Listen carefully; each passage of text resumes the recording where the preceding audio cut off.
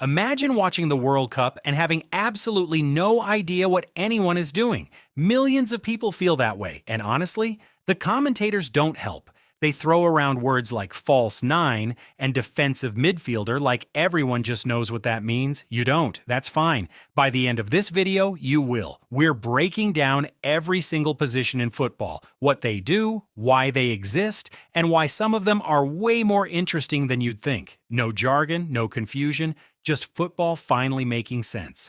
Let's start with the most important question, how does a football team actually work? 11 players, one goal, but those 11 players are not just randomly running around. Every single one of them has a job, a specific role, and when those roles work together, that's when you see something beautiful. When they don't, that's when your team loses 5-0 and everyone blames the manager. The positions are split into 4 groups.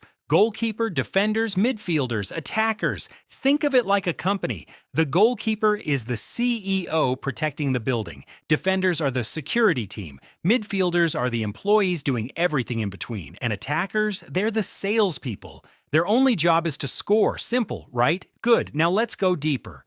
The goalkeeper. This is the one position almost everyone understands. One player, big gloves, stands in front of a giant net and tries to stop the ball from going in. Sounds easy. It is absolutely not. Here's what most people miss. The goalkeeper is the only player who can use their hands. Everyone else? Feet only. So the goalkeeper is essentially playing a completely different sport from their teammates. They train differently, think differently, and when they mess up, 50,000 people see it instantly in slow motion, forever. The greatest goalkeepers in history, players like Manuel Neuer or Lev Yashin, completely changed how the position was understood. Neuer basically invented a style called the sweeper keeper, where instead of just standing on the goal line, he'd rush out of his area and act almost like an extra defender. A goalkeeper playing like an outfield player. Wild concept. It worked. Now defenders, there are typically 4 of them, and this is where it gets interesting. You have 2 center backs and 2 full backs. The center backs are your big physical stoppers. They stand in the middle of defense, and their entire purpose is to make the opposition's attackers miserable. Headers, tackles, reading where the ball is going before it gets there. The best center backs are basically chess players who also happen to be enormous. Here's a fact that surprises most beginners. In modern football, center backs are often the players who start attacks.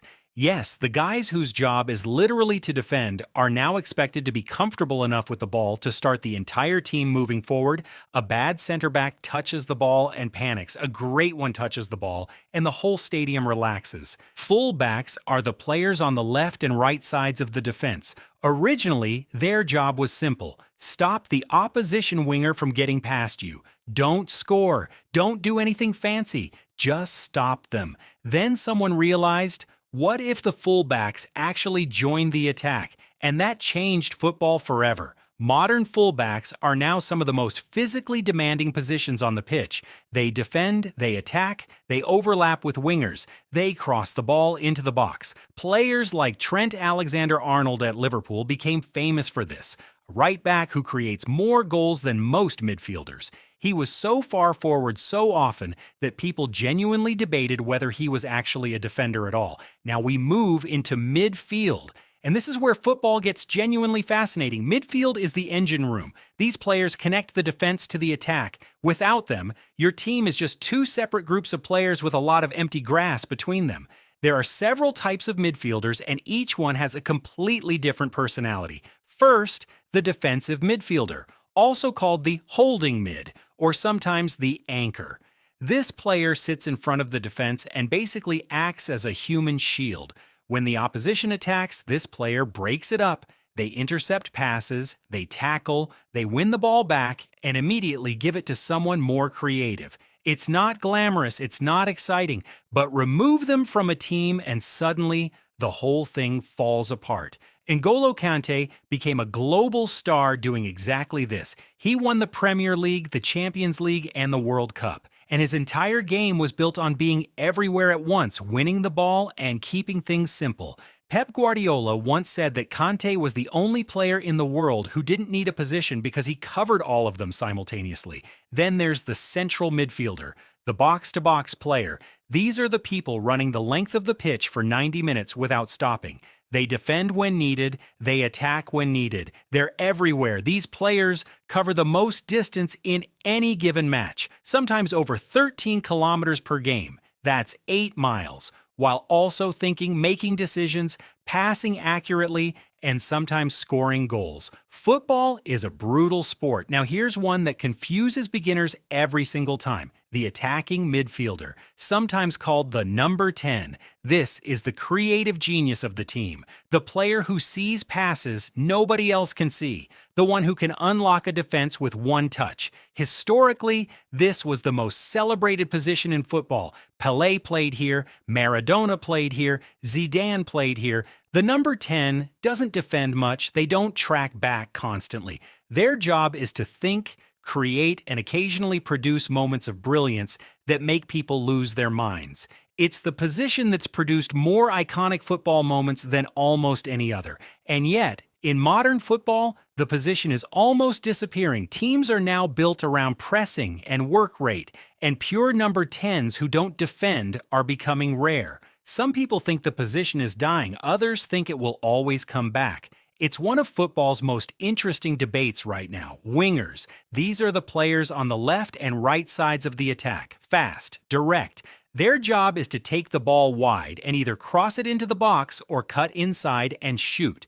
The best wingers in the world right now are worth hundreds of millions. Kylian Mbappe, Vinicius Jr., Bukayo Saka. These players can single-handedly destroy a defense.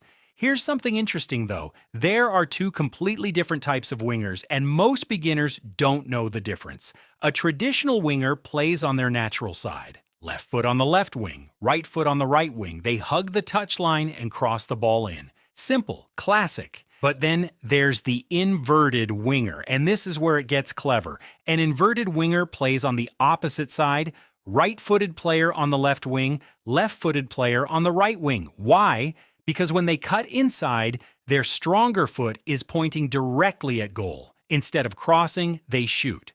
Robben at Bayern Munich was the most famous example. He played on the left, cut inside onto his right foot, and scored the same goal so many times that defenders knew exactly what was coming and still couldn't stop it. That's how good it was. And finally, the striker, the forward, the number 9. The most celebrated, most scrutinized, most expensive position in football. One job. Score goals, that's it. Sounds simple. The pressure is unimaginable. A striker can go an entire 90-minute match barely touching the ball. They might only get 2 or 3 real chances. And if they miss those chances, everyone notices. A missed penalty in a World Cup final gets replayed for decades. The striker carries the weight of the entire attack on their shoulders. But here's the twist. Modern football has completely broken the striker position into multiple types. You have the target man, the big physical forward who wins aerial balls and holds the ball up for teammates. You have the poacher, the small clinical finisher who lives in the penalty area and just waits for the moment to arrive. And then you have the false 9. The false 9 might be the most confusing concept for beginners, and also one of the most brilliant. Instead of staying up front and waiting for the ball, the false 9 drops deep into midfield. They pull the opposition's center backs out of position. This creates space behind the defenders, space that the wingers and attacking midfielders then run into. The striker is essentially tricking the defense into leaving gaps. Lionel Messi played as a false 9 under Pep Guardiola at Barcelona. The result was arguably the greatest attacking football ever played. Messi would drop into midfield, the center backs didn't know whether to follow him or hold their position, and Barcelona destroyed teams relentlessly for years, so there it is. Goalkeeper, center backs, full backs, defensive midfielder, central midfielders, attacking midfielder, wingers, striker, every position, every role, every reason it matters. Here's the thing most people don't realize about football. It's not just running and kicking a ball. It's 11 different jobs happening simultaneously. Constantly adapting, constantly responding to the other team. A position is never just a position. It's a relationship with every other position around it. Next time you watch a match, stop watching the ball for 30 seconds. Watch the movement without the ball. Watch how a full back overlaps. Watch how a defensive midfielder covers space. Watch how a striker makes a run that doesn't result in a goal, but creates one for a teammate anyway. That's when football stops being confusing and starts being genuinely incredible. If this made football click for you even a little bit, subscribe. There's a lot more where this came from.